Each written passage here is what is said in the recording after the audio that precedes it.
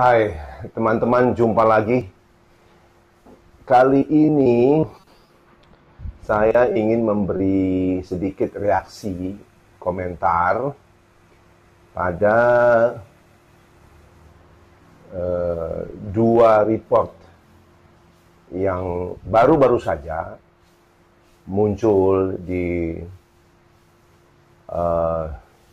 media sosial mengenai vitamin D, ya. Jadi kira-kira bulan Maret dan April sampai April 2020, Profesor David Meltzer itu Professor of Medicine di University of Chicago, mengadakan penelitian yaitu ada kira-kira 500 pasien, ya, ada 500 pasien yang terkena COVID-19. Dan dari 500 pasien ini dikumpulkanlah data vitamin D-nya, ya, data vitamin D-nya. Dan ternyata hasil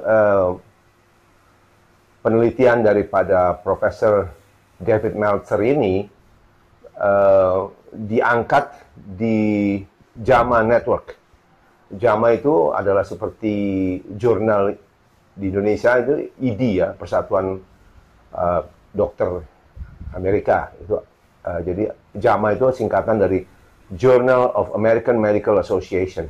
Mereka punya JAMA Network untuk online, untuk di YouTube, ya. Dan penelitian Prof. David Meltzer ini ditayangkan di JAMA Network seminggu yang lalu, kira-kira tanggal 14 September 2020. Jadi hasil yang didapat di University of Chicago adalah dari 500 pasien itu ternyata disimpulkan bahwa apabila kadar vitamin D dalam darah kurang atau istilahnya adalah deficient, ya, deficient. Biasa yang dibilang deficient itu adalah di bawah 20 nanogram per mililiter, ya. Kalau kadar vitamin D dalam darah pasien-pasien ini kurang dari 20 nanogram per mililiter, maka kemungkinan terkena infeksi COVID-19 adalah 77%. 77%, ya, lebih mudah kena dibanding orang dengan kadar vitamin D normal atau tinggi, ya. Jadi ini sedikit melengkapi apa yang sudah saya laporkan di video saya yang lalu, yaitu studi dari Dr. Michael Holick yang dari Boston, ya.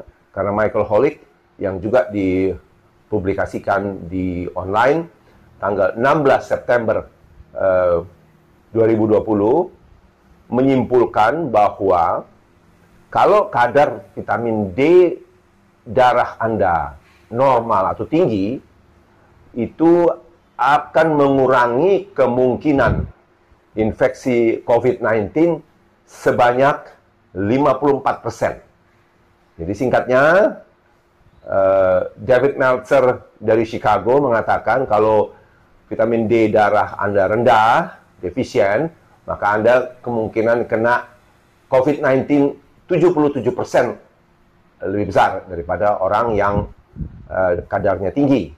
Sebaliknya, Michael Holick dari Boston mengatakan kalau vitamin D darah Anda bagus, maka kemungkinan infeksi COVID-19 turun 54%. Jadi angka-angka ini sangat signifikan. Pesan saya terhadap kedua video ini adalah, sementara tidak ada obat yang pasti untuk COVID-19, ya, vaksin pun masih simpang siur. Bahkan yang terakhir saya dengar vaksin yang dari Rusia itu ditarik dari peredaran. Karena semua pihak sekarang berlomba-lomba menghasilkan vaksin terlebih dahulu. Jadi kepingin menjadi orang pertama yang menghasilkan vaksin, sehingga kadang-kadang safety-nya dilupakan. Ya, jadi menurut saya jangan terlalu berharap dulu. Kemudian fakta lain yang perlu diingat adalah COVID-19 will stay with us for a very long time. Ya, kapan selesai kita tidak tahu. Karena itu ikuti protokol pemerintah, yaitu cuci tangan, masker, dan social distancing, jaga jarak, ya, jangan kumpul-kumpul. Selain itu, perbaiki vitamin D darah Anda. Gampang kok, relatif murah dibanding segala macam obat-obat virus yang harganya mahal-mahal, dan apakah efisien, a big question mark.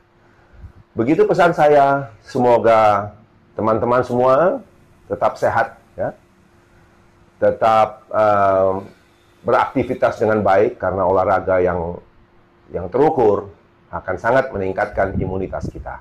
Terima kasih, stay safe and healthy. Sampai jumpa.